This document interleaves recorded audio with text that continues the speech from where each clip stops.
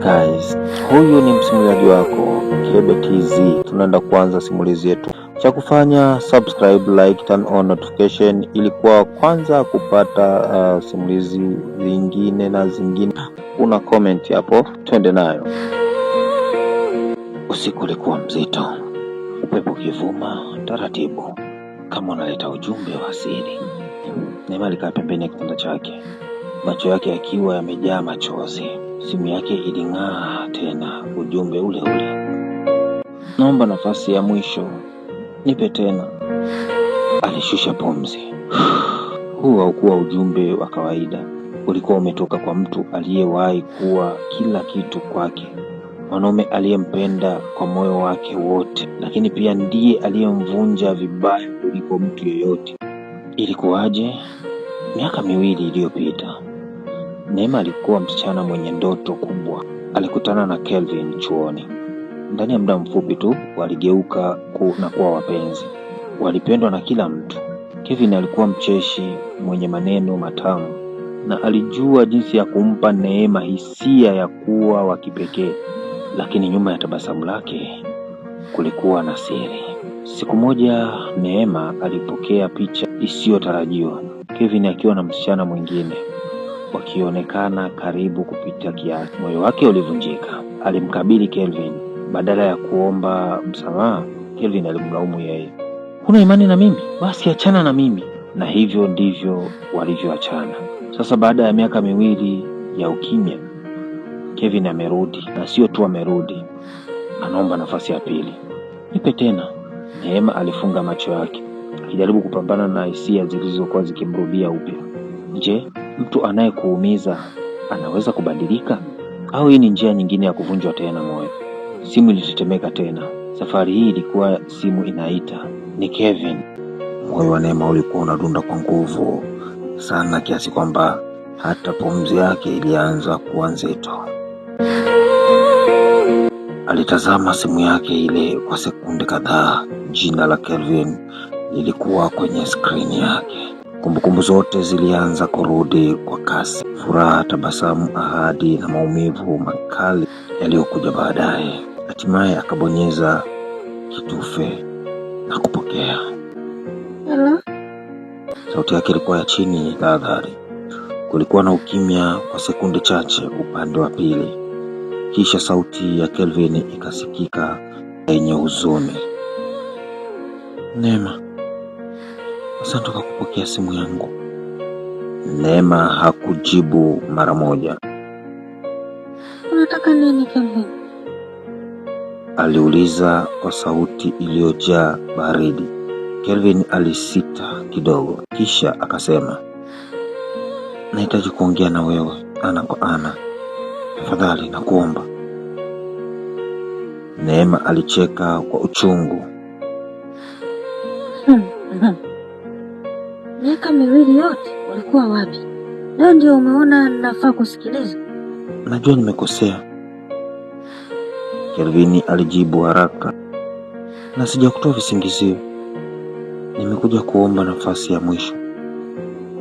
Neema alinyamaza tena. Moyo wake ulikuwa unataka kukata simu, lakini kitu fulani ndani yake kilimzuia. Dakika 10 tu, Kelvin aliendelea. Kesho jioni, sehemu ile ile tuliyokuwa tunakutana kila siku. Neema alifumba macho.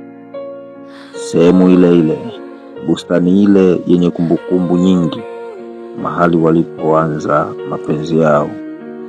Fine, alisema kwa sauti ya baridi. Dakika 10 tu, usizidishe. Akatupa simu pembeni. Lakini usiku huo hakulala. Siku iliyofuata jioni, Neema alifika mapema. Alivaa nguo rahisi, lakini uso wake ulionyesha mtu aliyepitia mengi. Hakukuja kwa ajili ya mapenzi, alikuja kwa ajili ya majibu. Dakika chache baadaye Kelvin alionekana, lakini hakuwa yule Kelvin wa zamani. Alionekana kuchoka, uso wake umejaa majuto, macho yake hayakuwa na ule mwanga wa zamani. Walitazamana kwa sekunde kadhaa, kimya kikatawala. Kelvin alisogea kidogo. "Umebadilika," alisema kwa sauti ya chini. Neema alijibu kwa haraka, "Maumivu humbadilisha mtu." Maneno yale yalimpiga Kelvin moja kwa moja moyoni. Walikaa kwa muda mfupi, hakuna aliyesema kitu. Kisha Kelvin akaanza, "Yule msichana ulioniona naye, sikukwambia ukweli?" Neema alikunja uso. "Na leo ndio ukweli utakuja?" Kelvin alishusha pumzi. Alikuwa zaidi ya mpenzi. Alikuwa mtu niliyefungwa naye kwa sababu ya pesa. Neema alishtuka kidogo, lakini hakusema. "Familia yangu ilikuwa kwenye matatizo makubwa," Kelvin aliendelea. "Nililazimika kuingia kwenye mahusiano ambayo sikuyataka ili kusaidia nyumbani." Neema alicheka kwa dharau. "Na mimi nilikuwa nini? Option ya pili?" "La," Kevin alisema kwa nguvu kidogo. "Wewe ulikuwa kila kitu kwangu, ndio maana nilishindwa kuambia. Nilijua utanichukia." "Na mwisho wake ulinisaliti." Neema alijibu kwa uchungu. Kimya kingine kikaingia. Kelvin alimsogelea kidogo. "Mambo yamebadilika sasa. Nimeachana na yote.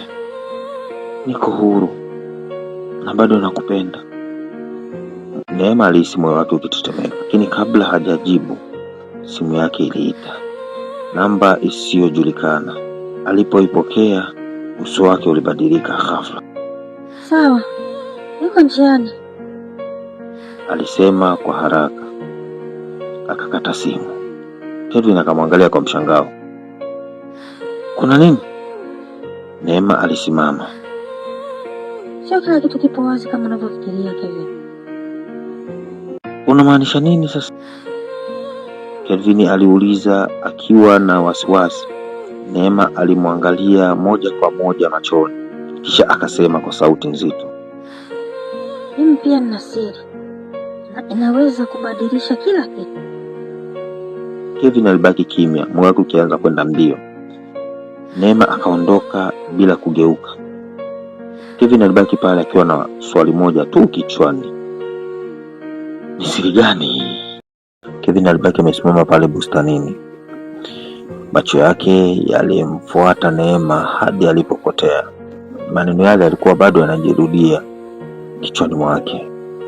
"Mimi pia nina siri na inaweza kubadilisha kila kitu." Mara ya kwanza baada ya miaka mingi, Kelvin alihisi hofu kwa kweli. Usiku ule hakupata hata usingizi. Alijaribu kumpigia Neema mara kadhaa, hakupokea. Alimtumia hadi ujumbe, haukujibiwa. Kila dakika iliyopita alizidi mawazo. Siri gani? Kwa nini sauti yake ilikuwa nzito vile? Na kwa nini aliondoka haraka namna ile? Asubuhi ilipofika, Kelvin hakuweza kuvumilia. Alienda moja kwa moja nyumbani kwa Neema. Mlango ulifunguliwa na mwanamke wa makamu aliyekuwa akiishi naye, yaani shangazi yake. "Neema hayupo," yule mama alisema kwa sauti ya kawaida. "Alitoka saa ngapi?" Kevin aliuliza kwa haraka. "Mapema sana. Alionekana mwenye mawazo mengi." "Alienda wapi?" Shangazi alimtazama kwa sekunde kadhaa, kisha akasema, "Hospitalini." Kevin alihisi tumbo likimvuta. "Hospitalini? Anaumwa?" Yule mama hakujibu moja kwa moja. "Kelvin," alisema taratibu, "kama kweli bado unamjali, basi ujitayarishe kusikia mambo ambayo hukuyatarajia." Moyo wa Kevin ulianza kwenda mbio. Bila kuuliza zaidi, alikimbilia mpaka hospitalini. Alipofika, macho yake yalizunguka kila kona mpaka alipomwona Neema mwisho wa korido. Lakini hakuwa peke yake. Pembeni yake alikuwepo mtoto mdogo wa kiume wa kama miaka miwili hivi. Kelvin alisimama ghafla, mwili wake wote ukakamaa. Mtoto yule alikuwa ameshika mkono wa Neema, lakini kilichomfanya Kelvin ashindwe hata kupumua ni jambo moja: uso wa mtoto yule, pua, macho, hata namna alivyogeuza kichwa alifanana naye moja kwa moja. Kelvin alihisi damu ikimwacha usoni. Neema alipogeuka na kumuona, macho yake yakabadilika mara moja. Kelvin, alisema kwa sauti ya chini. Kelvin hakusikia kingine. Alisogea polepole, macho yake yakitoka kwa Neema kwenda kwa mtoto. Neema, sauti yake ilitetemeka. Huyu mtoto ni nani? Neema alifumba macho kwa sekunde chache, kana kwamba alikuwa akikusanya nguvu, kisha akasema, hii ndio siri niliyokuambia. Kelvin alihisi miguu ikilegea. Hapana, aling'aka kwa sauti ya chini. Usiniambie. Neema akamtazama moja kwa moja machoni. Ni mwanao. Kelele za hospitalini zikapotea. Watu wakawa hawaonekani tena kwenye uso wake. Kilichobaki ni sentensi moja tu iliyokuwa ikipiga kichwani mwake. Ni mwanao. Kwa nini? Aliuliza kwa shida. Kwa nini hukuniambia? Macho ya Neema yakajaa machozi. Nilijaribu. Kelvin akatikisa kichwa. Lini? Siku ile tulioachana. Kelvin aliganda. Neema akaendelea. Nilikuja kwako siku ile nikiwa na furaha. Nilitaka kukuambia nilikuwa mjamzito. Sauti yake ikapasuka. Nilipokubali, badala ya kuniuliza, ulinipokea, ukanitupa nje ya maisha yako kama sikuwa kitu kwako. Machozi yakaanza kumtoka Neema. Ndio siku niliamua kukaa kimya. Kelvin alihisi kifua chake kikikaza. Kwa mara ya kwanza, maumivu aliyompa Neema yalimrudia mara elfu. Alimtazama mtoto yule mdogo. Mtoto alikuwa akimwangalia kwa macho ya udadisi bila kujua chochote. Kelvin akapiga hatua moja mbele, lakini kabla hajamfikia, mtoto alijificha nyuma ya Neema.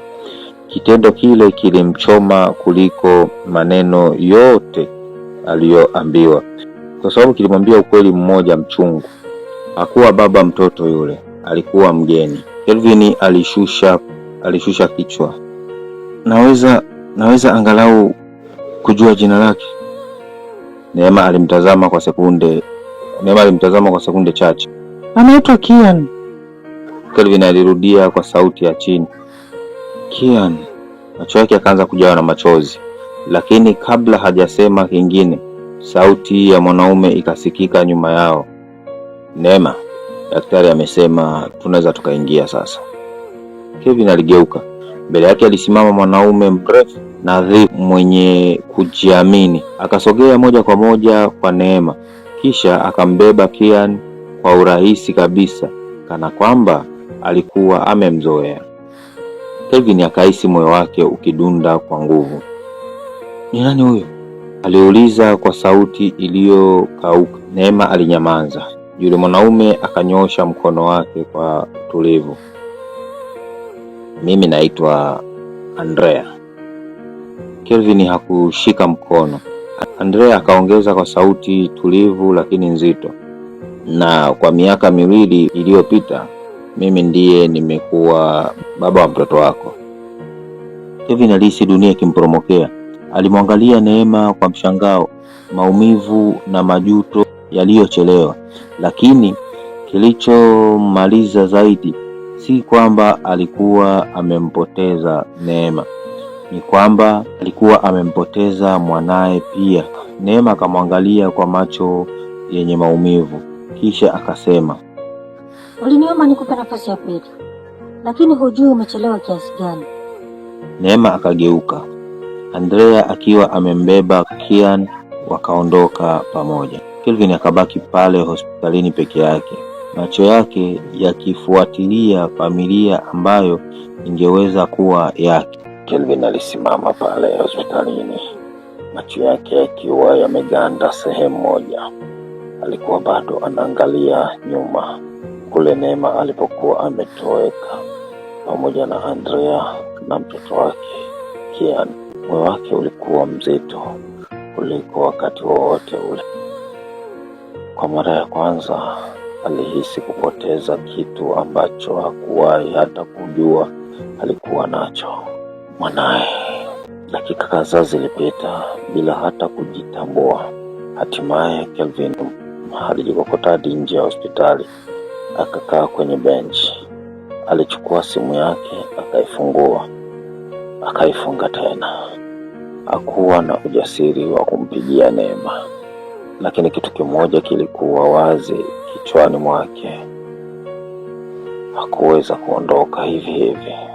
Kelvin hakurudi nyumbani usiku huo. Alizunguka mitaa bila mwelekeo, akili yake ikiwa imejaa maswali. Kwa nini Neema hakuniambia? Kwa nini Andrea ndiye anayejua mtoto wangu? Na je, bado nina nafasi yoyote katika maisha yao? Alisimama ghafla, uso wake ukabadilika. Hapana, siwezi kukubali hivi, aliamua. Kesho yake angerudi hospitalini, lakini si kama yule Kelvin wa zamani. Angerudi kupigania kile kilicho chake. Siku iliyofuata Kelvin alifika hospitalini mapema sana. Aliulizia Neema. Baada ya kusubiri kwa muda, alimuona. Alikuwa amekaa nje ya chumba akiwa amemshika Kian. Lakini safari hii Kelvin hakusita. Alisogea moja kwa moja. Neema, aliita kwa sauti thabiti. Neema aligeuka, macho yake yalionyesha mshangao kidogo. Kwani umerudi tena? Aliuliza kwa sauti ya baridi. Kelvin hakutetereka. Sitaki kupoteza muda tena, alisema. Nataka kuanza kuwa sehemu ya maisha ya mwanangu. Neema alisimama polepole. Ni rahisi kusema hivyo, alisema. Lakini ulipotea kwa miaka miwili.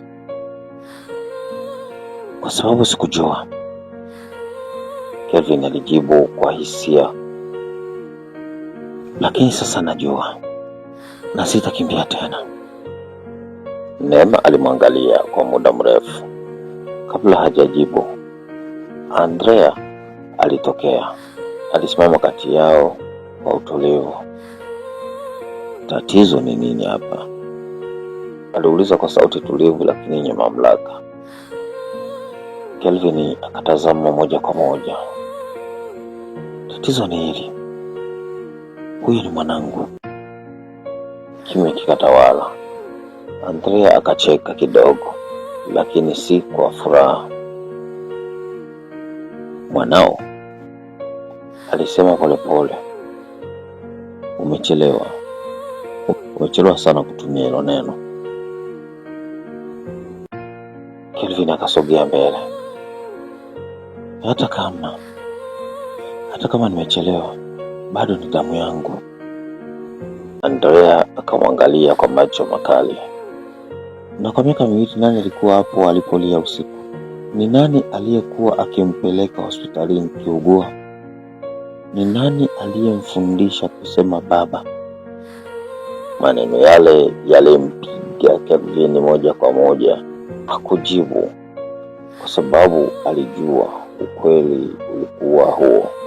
Neema aliingilia kati. Sitaki ugomvi mbele ya mtoto, alisema kwa sauti ya uchungu. Kisha akamtazama Kelvin. Kama kweli unamaanisha unachosema. Kelvin akamkatiza. Ndio, niko tayari kufanya chochote. Neema akavuta pumzi ndefu. Basi uthibitisho kwa vitendo, si maneno. Kelvin akakunja uso. Unamaanisha nini? Neema akasema kwa sauti nzito. Tutahitaji kuvumilia, kusubiri na kukubali kwamba huwezi kuingia tu na kuwa baba ghafla. Kelvin akakubali kwa kichwa. Nitafanya hivyo. Andrea akatikisa kichwa kidogo kama anavyopima maneno ya Kelvin. Sawa, alisema. Tutaona.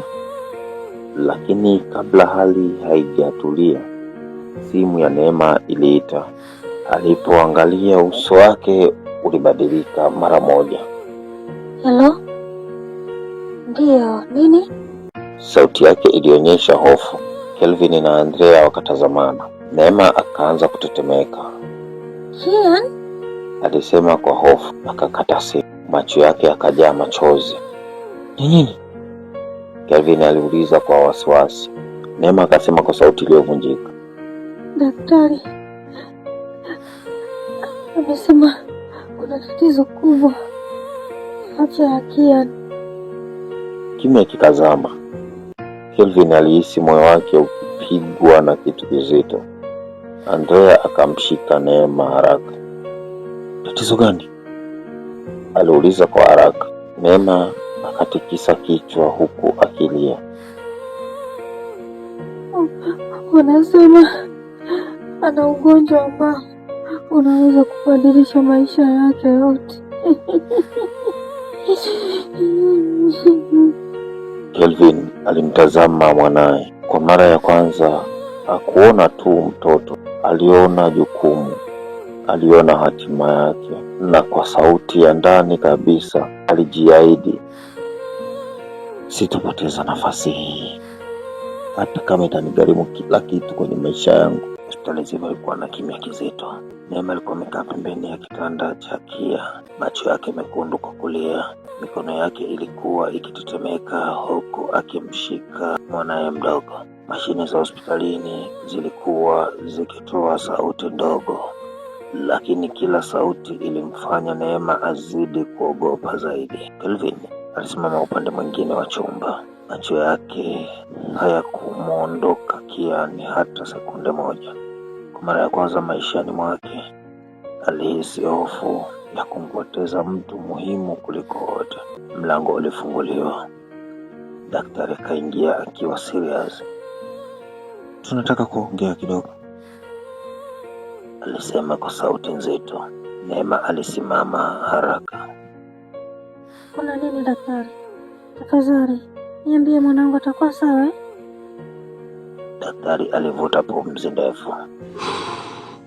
Hali yake si nzuri. Maneno yale yalichoma moyo wa kila mtu mle ndani. Kian ana tatizo kubwa kwenye damu. Neema alianza kulia mara moja. Kelvin akasogea mbele. Solution ni nini, dokta? Daktari akawatazama wote watatu. Anahitaji matibabu ya haraka, na kuna uwezekano akahitaji grupu la damu anayefanana naye damu. Kelvin hakusita hata sekunde. Mimi nitafanya. Neema na Adrian wakamgeukia kwa mshangao. Kelvin akaendelea. Hata kama hajanijua kama mimi ni baba yake, ni mwanangu, sitamwacha. Baada ya vipimo kufanyika, walikaa nje wakisubiria majibu. Dakika zilionekana kama masaa. Neema alikuwa analia kimya kimya. Adrian akamshika bega kumfariji, lakini macho ya Kelvin yalikuwa kwa Neema tu. Aliweza kuona maumivu aliyokuwa ameyaficha kwa miaka yote, na hapo ndipo alitambua kitu. Neema hakuwahi kuacha kumpenda kabisa. Aliumia tu sana. Dakika chache baadaye daktari akarudi. Uso wake ulikuwa mzito zaidi kuliko mwanzo. Kelvin alisimama haraka. Dokta, daktari akasema, tumepata tatizo jingine. Moyo wa Neema ukadunda kwa nguvu. Kian anahitaji operation ya haraka sana. Na gharama je? Adriani akauliza. Daktari akataja kiasi kikubwa sana cha pesa. Kimya kikaingia. Neema alianza kulia zaidi. Hatuna pesa hizo. Kelvin akafunga macho kwa sekunde chache. Kisha akasema, nitatafuta. Adriani akamwangalia. Kiasi hiki si kidogo. Kelvin akasema kwa sauti nzito. Hata nikiuza kila nilicho nacho, nitamwokoa mwanangu. Siku huo Kelvin alirudi nyumbani kwake kwa mara ya kwanza baada ya siku nyingi kutokurudi nyumbani. Aliingia ndani akiwa na mawazo mengi. Akaenda moja kwa moja chumbani. Akafungua draw ya zamani. Ndani ilikuwa na saa ya gharama kubwa, dokumenti za gari lake na picha ya zamani yake na Neema. Alichukua picha ile taratibu. Machozi yakaanza kumtoka. Kama ningejua, alisema kwa sauti ya chini, nisingekupoteza. Lakini ghafla simu yake iliita, namba isiyojulikana. Alipopokea, sauti nzito ya mwanaume ilisikika. Kwenye maisha ya Neema. Kelvin akakunja uso. Wewe nani? Sauti ile ikacheka kidogo.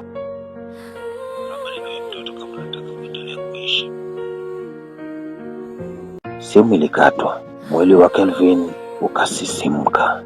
Kwa mara nyingine alihisi kuna siri nyingine kubwa iliyokuwa inafichwa, na safari hii haikuhusu mapenzi tu, ilihusu hatari.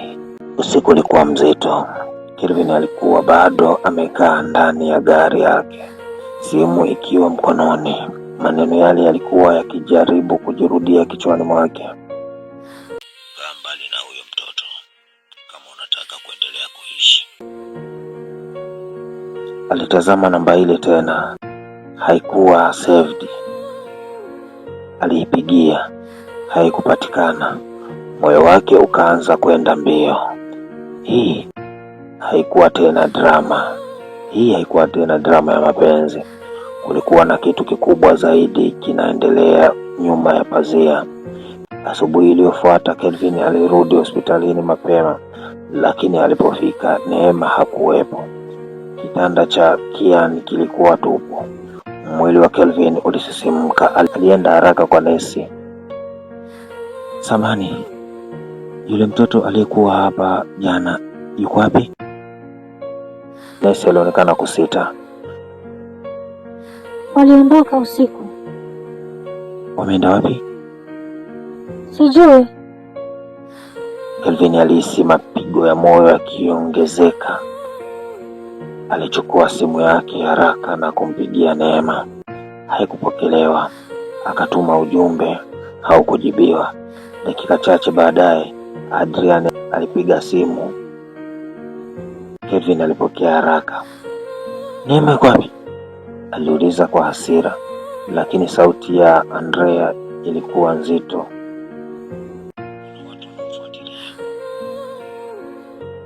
Kelvin akanyamaza. Adriana akaendelea.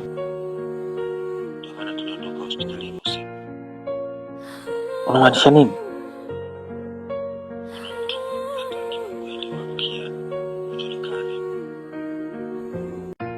Kelvin akakunja uso. Ukweli gani? Kimya kidogo kikaingia. Kisha Adrian akasema,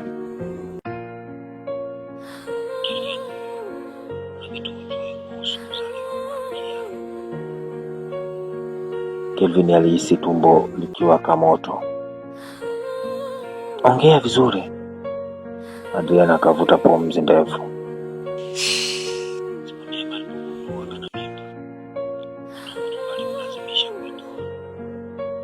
Kelvin aliganda.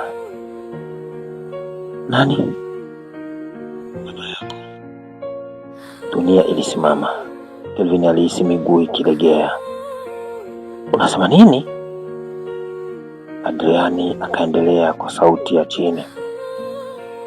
Baba yako hakutaka muwe pamoja. Alimpa pesa Neema aondoke kwenye maisha yako. Kelvin akashika kichwa chake kwa maumivu. Hapana, baba yangu hawezi kufanya hivyo. Alifanya zaidi ya hapo. Adriani alisema.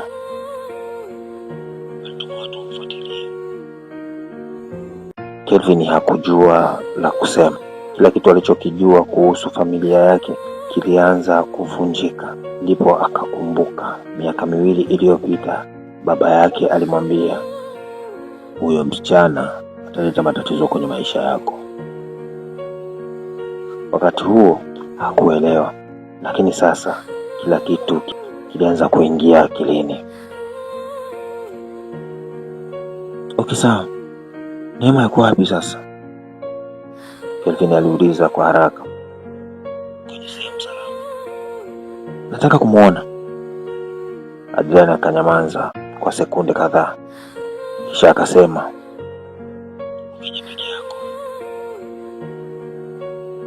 Saa moja baadaye Kelvin alifika kwenye nyumba ndogo iliyokuwa pembezoni mwa mji. Alishuka kwenye gari taratibu. Moyo wake ulikuwa ukidunda kwa nguvu. Mlango ulifunguliwa na Andrea. Karibu.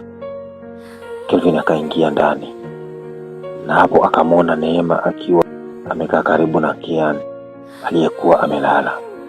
Uso wake ulikuwa umechoka sana. Lakini alipomwona Kelvin, macho yake yakaanza kujaa machozi. Kwa nini hukuniambia ukweli wote? Kelvin aliuliza kwa maumivu. Neema akashusha macho. Nilikuwa naogopa. Baba yangu kweli alikufanyia hayo? Neema akatikisa kichwa kwa kukubali taratibu. Mengi zaidi ya hayo. Kelvin akahisi hasira kali ikipanda ndani yake. Kwa mara ya kwanza alihisi baba yake alikuwa adui yake mwenyewe. Lakini kabla hajaongea tena, Kian alianza kukohoa sana. Neema akashtuka. Baby. Kikohozi kilizidi na ghafla damu kidogo ikamtoka mdomoni. Kian! Neema alipiga kelele. Kelvin alikimbia haraka. Adriani akachukua simu kumpigia dokta. Lakini macho ya Kelvin yaliganda alipomwona mwanae akipoteza nguvu taratibu. Kian! Neema alipiga kelele akimkumbatia mwanae kwa nguvu. Mtoto alikuwa anatetemeka mikononi mwake. Damu ndogo ilikuwa bado kwenye mdomo wake. Kelvin alihisi moyo wake ukikatika vipande. Fanya kitu Adrian, alipaza sauti kwa hofu. Adrian alikuwa tayari amepiga simu kwa dokta. Wanasema tumpeleke hospitalini haraka. Dakika chache baadaye walikuwa ndani ya gari wakikimbia usiku mzima. Neema alimshika Kian nyuma huku akilia bila kujizuia. Kevin ndo alikuwa dereva. Mikono yake ilikuwa inatetemeka kwenye steering. Kila alipotazama kwenye mira akimwona mwanae akizidi kuzoofika, alijilaumu zaidi. Kama ningekuwa karibu tangu mwanzo, labda haya yasingetokea. Mimi mjinga kabisa. Walipofika hospitalini, daktari alimkimbiza Kian moja kwa moja emergency. Mlango ulifungwa. Neema akaanguka kwenye kiti huku akilia kwa uchungu. Kevin alisogea karibu yake polepole. Kwa sekunde chache hakukuwa na ugomvi, hakukuwa na hasira, kulikuwa na maumivu tu. Kelvin akamshika mkono Neema. Safari hii hakuuondoa. Na hapo ndipo Kelvin alihisi labda bado hawajapotezana kabisa. Dakika kadhaa baadaye daktari alitoka. Uso wake haukuwa mzuri. Hali yake bado ni mbaya, alisema. Neema akasimama haraka. Tafadhali daktari, mwokoe mwanangu. Dokta akavuta pumzi. Kuna uwezekano mkubwa anahitaji operation ndani ya saa chache. Kelvin hakusita. Fanyeni chochote kinachotakiwa. Dokta akawatazama wote. Kuna jambo moja muhimu. Wakanyamaza wote. Dokta kaendelea. Tunahitaji ndugu wa damu mwenye compatibility kubwa zaidi. Macho yote yakamgeukia Kelvin. Vipimo vilifanyika haraka. Dakika zilionekana kama miaka. Hatimaye dokta alirudi akiwa na majibu mkononi. Kelvin akasimama haraka. Dokta akamtazama moja kwa moja. Hongera, wewe ndiye mechi pekee inayoweza kumwokoa Kian. Neema alianza kulia kwa nguvu.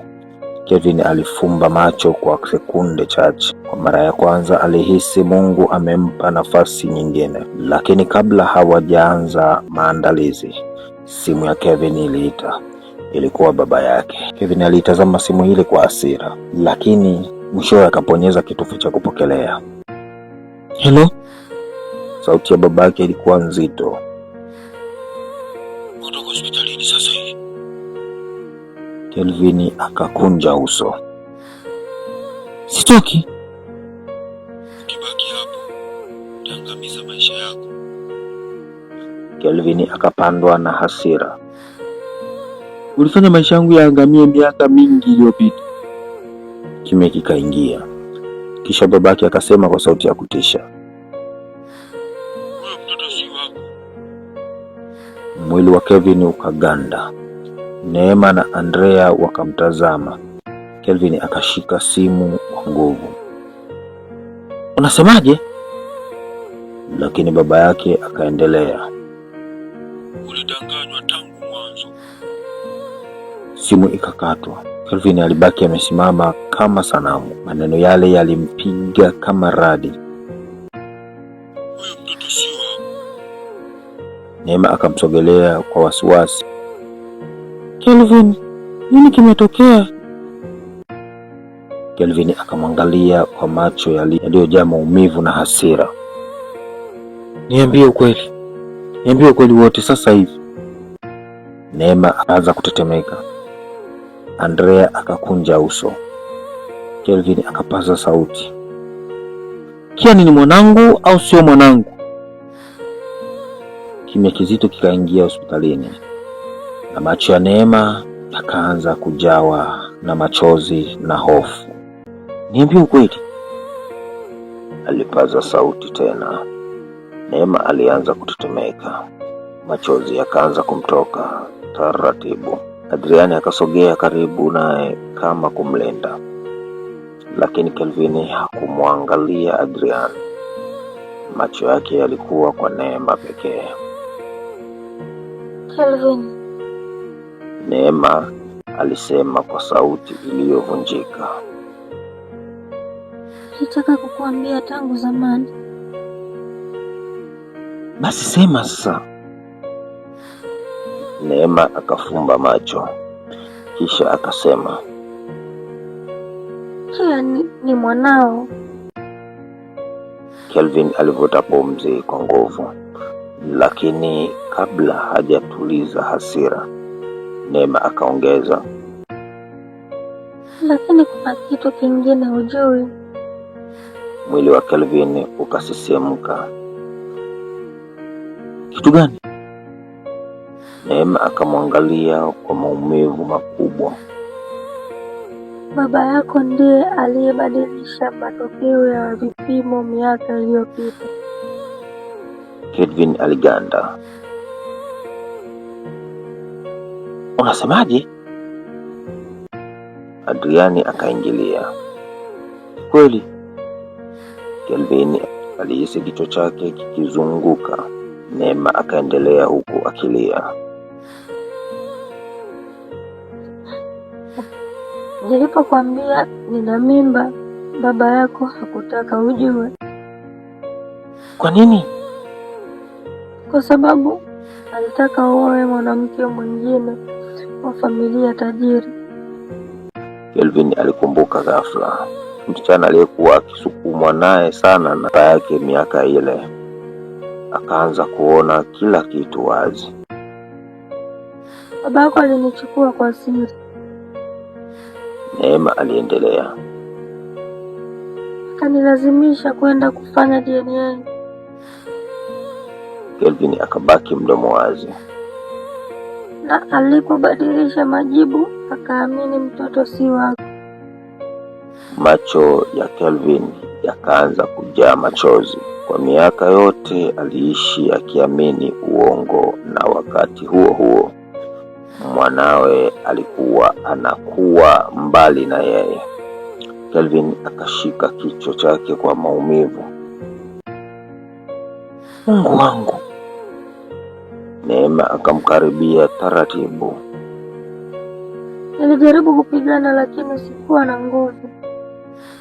Kelvin akamwangalia Neema. Kwa mara ya kwanza hakumuona kama mtu aliyemficha ukweli. Alimuona kama mtu aliyeteseka peke yake kwa miaka yote. Lakini ghafla Dokta alitokea haraka emergency room. Tunahitaji sasa hivi. Wote wakasimama kwa mshtuko. Dokta akaongea kwa haraka. Mapigo ya moyo ya Kian yanashuka. Neema alipiga kelele. Hapana.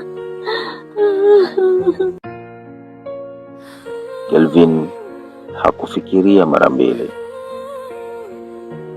Fanyeni operation sasa hivi. Dokta akatikisa kichwa.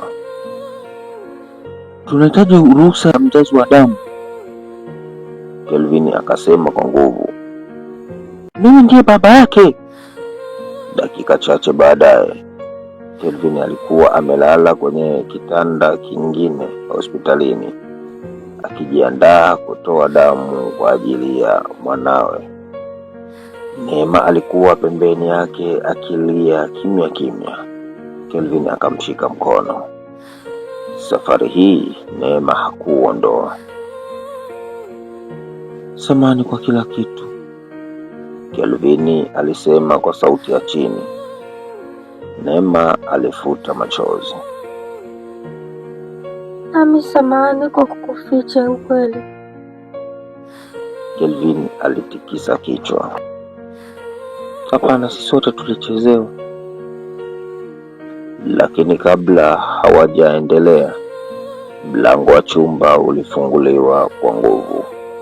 Wote wakageuka, na hapo akaingia mwanaume mmoja mzee mwenye suti nyeusi. Uso wake ulikuwa mkali. Neema alishtuka. Kelvin akaganda, kwa sababu aliyekuwa amesimama mlangoni alikuwa baba yake mwenyewe. Baba yake akawatazama wote kimya. Kisha macho yake yakatua kwa Kian aliyekuwa ndani ya emergency room, na kwa sauti nzito akasema, operation hiyo haitafanyika. Maneno yale yaligonga chumba kizima kama radi. Neema alisimama ghafla. Una maana gani? Kelvin naye akasimama kwa hasira. Baba, unafanya nini hapa? lakini baba yake hakutetereka. Aliingia ndani taratibu akiwa ameongozana na walinzi wake wawili waliovaa suti nyeusi. Uso wake ulikuwa mgumu kama jiwe. "Nilikwambia ukae mbali na huu mtoto," alisema kwa sauti nzito. Kelvin akasogea mbele. "Ni mwanangu." Mzee akacheka kwa dharau. "Huyo mtoto ndiye atakayeharibu kila kitu nilichokujengea." Neema akatikisa kichwa kwa maumivu. "Wewe mnyama," alisema huku machozi yakimtoka. Mzee akamgeukia haraka.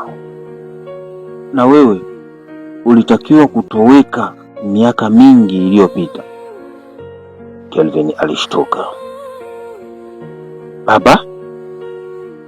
Lakini mzee akaendelea. "Nilikuonya, hukusikia." Dokta aliingia kwa wasiwasi. "Samani, tunapoteza muda. Mtoto anahitaji operation sasa hivi." Lakini mzee akatoa faili mezani. "Hospitali hii haitafanya operation yoyote bila idhini yangu." Kelvin akakunja uso. "Unamaanisha nini?" Adrian akatazama faili lile kwa haraka, kisha uso wake ukabadilika. "Amenunua hospitali hii bro." Kimya kikaingia. Neema alihisi miguu yake ikilegea. Kelvin hakutaka kuamini. "Umefanya hivi ili kuzuia mtoto afe?" Baba yake akamkaribia polepole. "Ninafanya hivi kukuokoa." "Kukumuua mwanangu?" Hasira ya Kelvin ililipuka.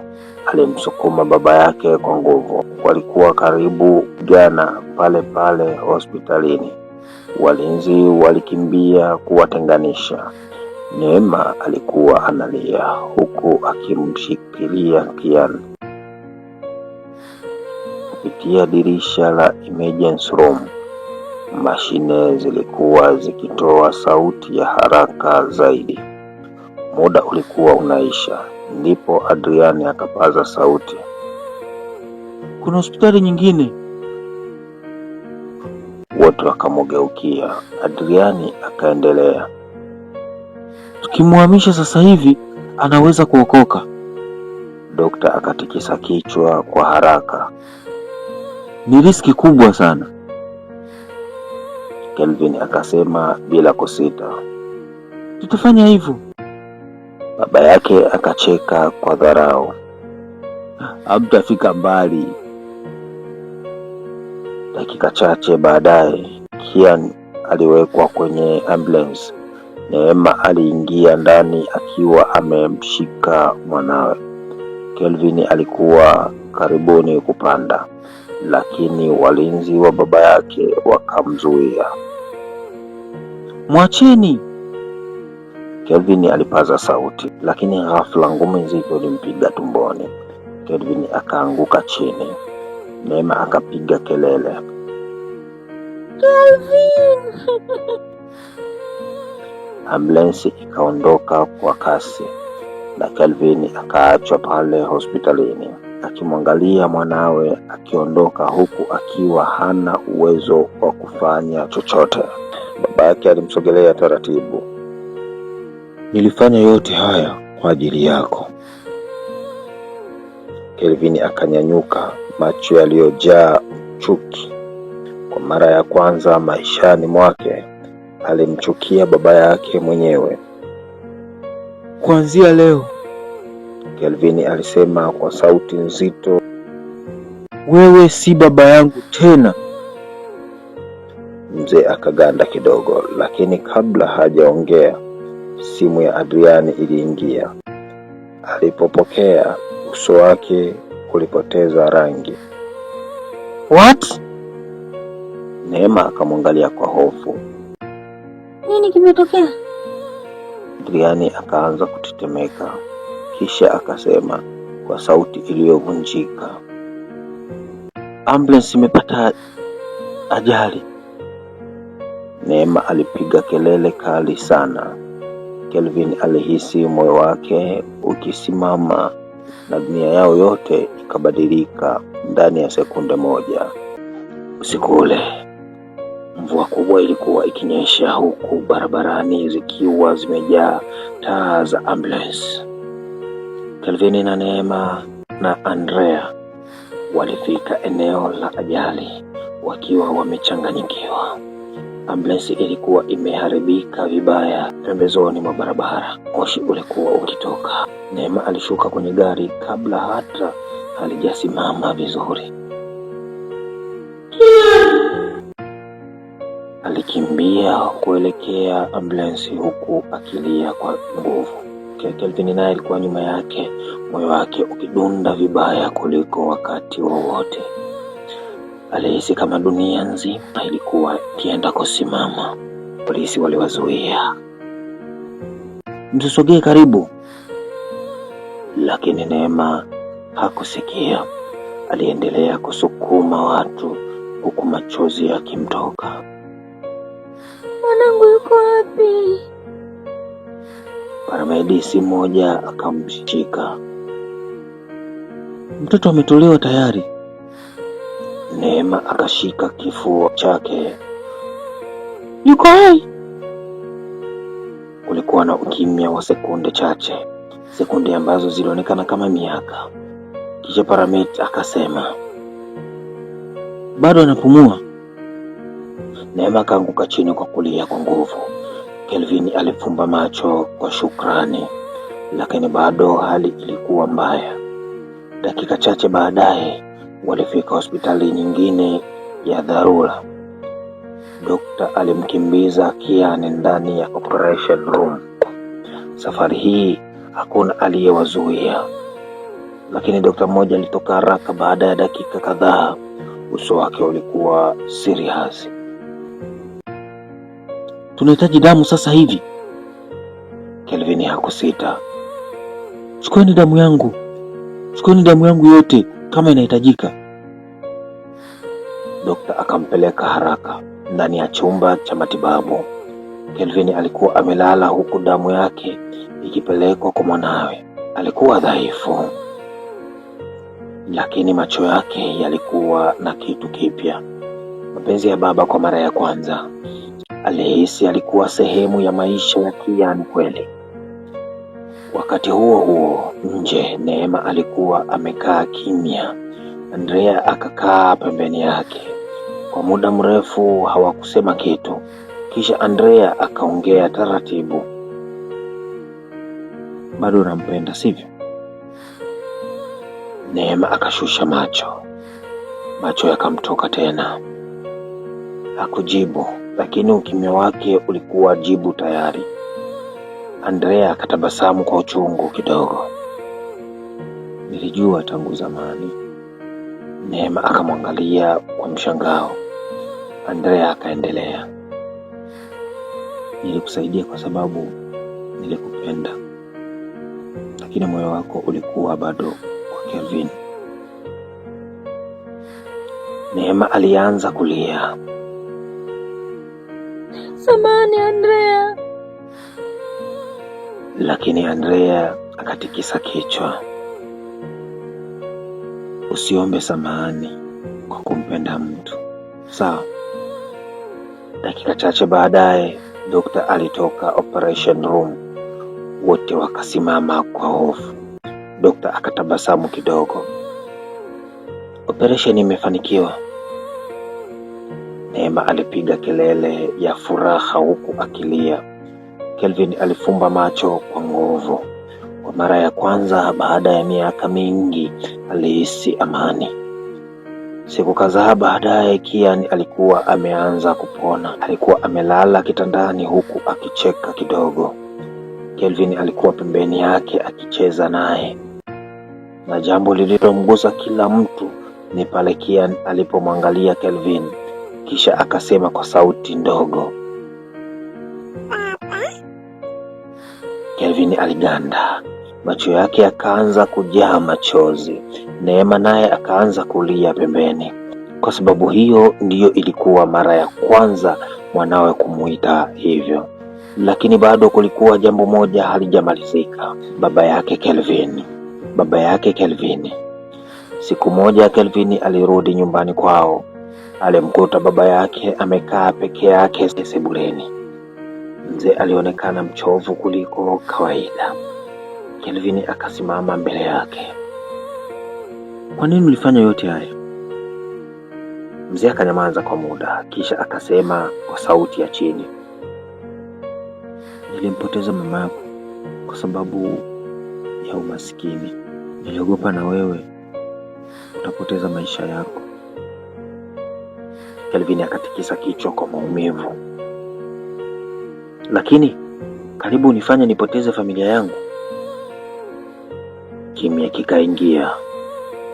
Mzee akaanza kulia kwa mara ya kwanza mbele ya mwanawe. "Samahani."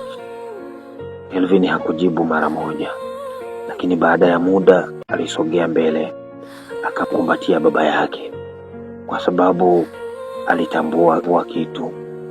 Chuki ingeendelea kuharibu kila kitu, na wakati mwingine kusamehe ndiyo njia pekee ya kuponya moyo.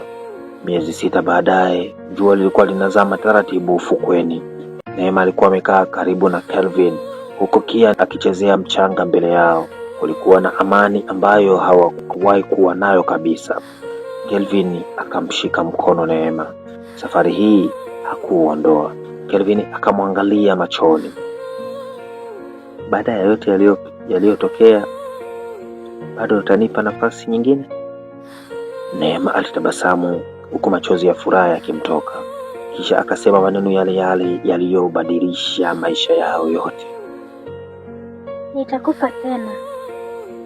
Kelvin akamvuta karibu, wakakumbatiana huku akimtazama mwanao akicheka mbele yao. Na hapo ndipo waligundua, wakati mwingine mapenzi ya kweli huumia, lakini hayaishi kamwe. Mwisho. Hii ni final say, nikimaanisha ni sehemu yetu ya mwisho ya simulizi yetu Nipe Tena. Hatimaye amepewa tena. Guys, kwa kupata simulizi nyingi kama hizi na miendelezo kadha wa kadha, subscribe channel hii. Hakikisha umebonyeza alama ya subscribe, una turn on notification. Chamaliza hapo, like video hii, share kwa watu wengi zaidi. Utakuwa tayari umeshakuwa mwanafamilia. Comment nini tubadilishe, nini tuweke sawa. Pale unapoona tunakosea, tunapenda ushauri. Ushauri ni muhimu sana katika maisha ya kila mtu.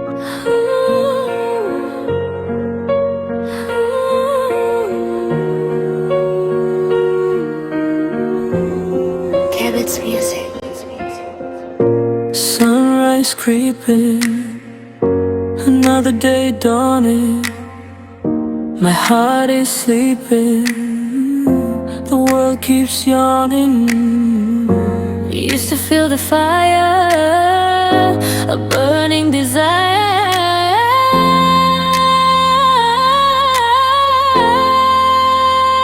No love now, no love now. Just an empty space, a forgotten face. No love now, no love now.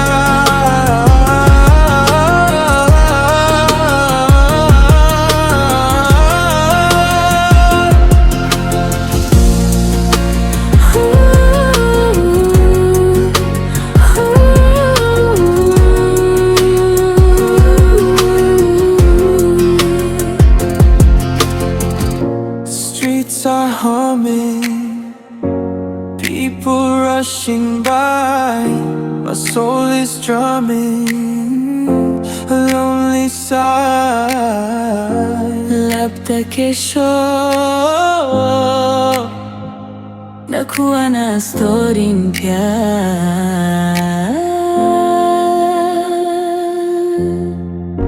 Maana natamani amani, ndoa bila